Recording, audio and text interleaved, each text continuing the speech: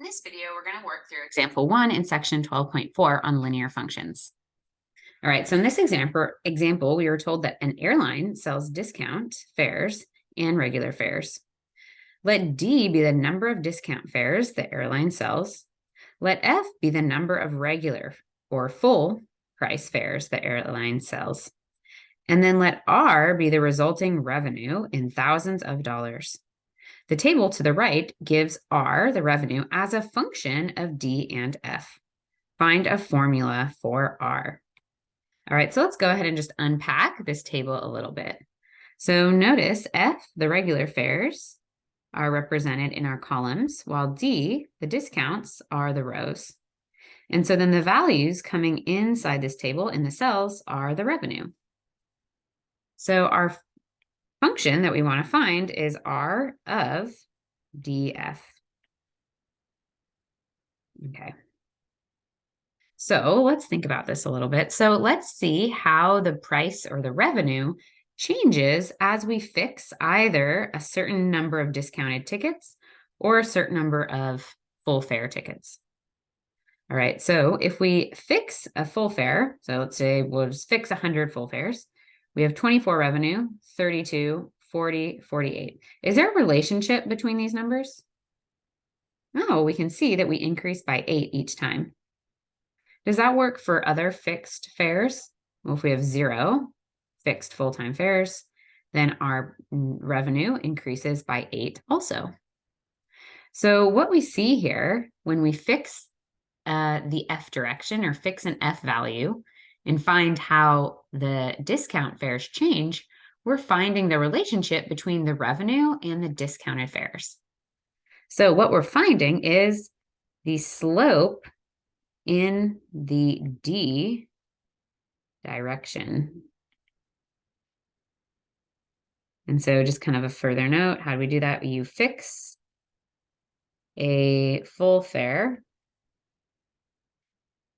F, and then see how revenue changes. And we can make sense of that a little bit more by seeing the notation. So what we're finding is the change of the revenue based on the change of the discounted fares. So here we see that that revenue changes by 8 each time the discounted fares changes by 100. So that relationship between the change in revenue and change of discounted fares is going to be 8 over 100, which we can write as a decimal is 0.08. So this, just to summarize, would be the slope in the D direction. Notice that the F is not involved in this change of R over change of D at all. So that can also signal that this is the slope in the D direction. Okay, so let's do the same thing, but look in the F direction. So what that means is we want to just fix a certain number of discounted fares and then look at how the revenue and the full fares change. So we can just look at, say, this row and notice from 8 to 32, that's a difference of 24, 32 to 56, another 24, 56 to 80, another 24. And we see that if we look along any row, the change in revenue is 24 whenever we increase our regular fare by 100. So we can write then the slope in the F direction.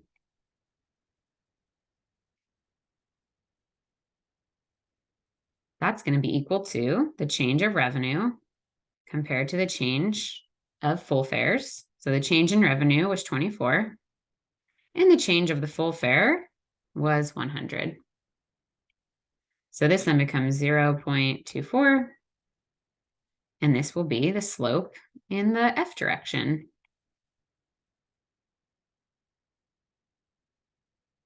Okay, so let's recall our goal is to find a formula for R. So being that we're in chapter 12.4, we're learning about linear functions. We have looked at our table and saw that we have this constant slope in each of the D and F direction. We can assume that R is a linear function. So it's going to have this form that we saw in the previous video. Okay. So to write this form of the equation, we need the slope in each of the input directions. So we see that the slope in the x direction is attached to that x component, and the slope in the y direction is attached to the y component.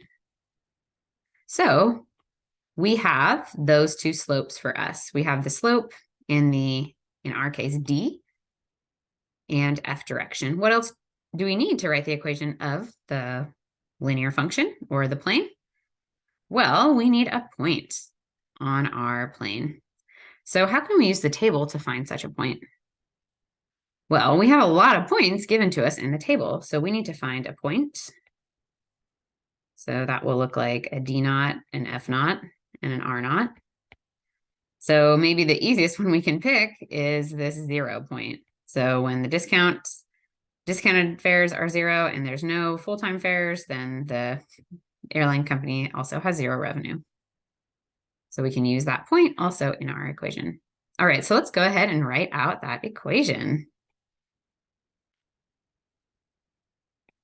So the equation will look like the following. So we'll have R will equal, just using the notation that we have, R naught plus M times D minus D naught plus N times F minus F naught.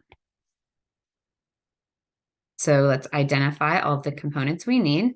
So we have the slope in the D direction, the slope in the F direction, and we have our point. So let's go ahead and plug in those values.